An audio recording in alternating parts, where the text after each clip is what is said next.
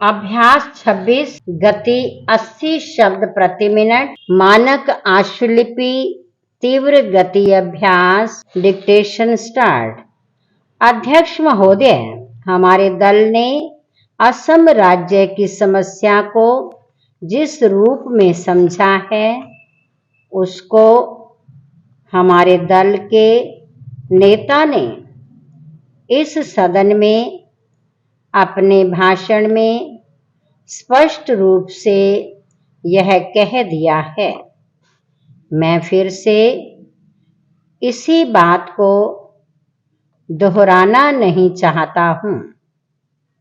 मैं इस बात से पूरी तरह से सहमत हूं कि यह समस्या एक गंभीर समस्या है और देश की एकता के लिए, देश की आर्थिक स्थिति के लिए यह एक कठिन समस्या बनी हुई है।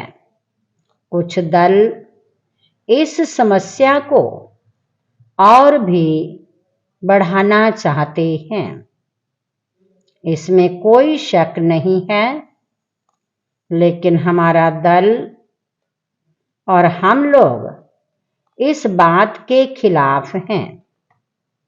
आप और हम भी यह जानते हैं कि कुछ विदेशी शक्तियां जिनकी चर्चा सदन में हो चुकी है, यह सभी काम कर रही हैं।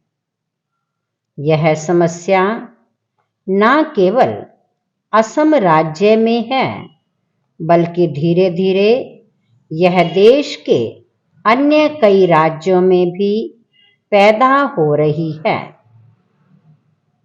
ऐसी विदेशी शक्तियों की यह इच्छा है कि यह देश सदा के लिए अलग अलग हिस्सों में बंट जाए। न्यायपालिका अध्यक्ष महोदय, इस बारे में हम सरकार के साथ हैं।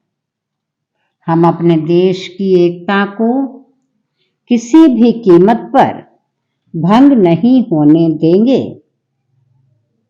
इस सब के बावजूद हमें यह जरूर सोचना चाहिए कि केंद्र सरकार ने ऐसे कौन से कदम उठाए हैं जिनसे असम राज्य की इस समस्या को सुलझाने में मदद मिली हो।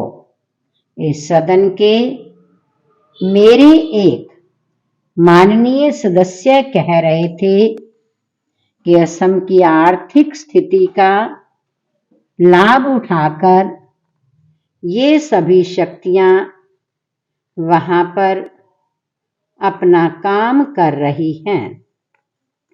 मैं भी इस बात से सहमत हूं, लेकिन सरकार का भी तो कर्तव्य हो जाता है कि असम राज्य की आर्थिक स्थिति को जितनी जल्दी हो सके सुधारा जाए, ताकि विदेशी शक्तियां वहां की गरीब जनता से अनुचित लाभ न उठा सकें।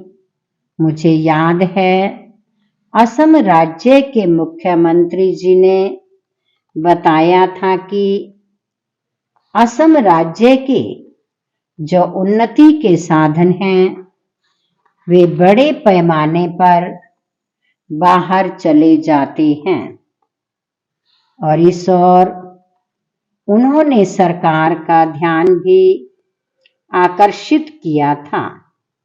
लेकिन उस समय केंद्र सरकार ने मुख्यमंत्री जी की इस बात की ओर विशेष ध्यान नहीं दिया। इसी तरह से यदि आप देखें तो आम असम राज्य की ओर भी विकास की योजनाओं की तरफ विशेष ध्यान नहीं दिया गया है। यही कारण है कि असम राज्य का अब तक उतना विकास नहीं हुआ जितना कि होना चाहिए। पूर्ण विराम।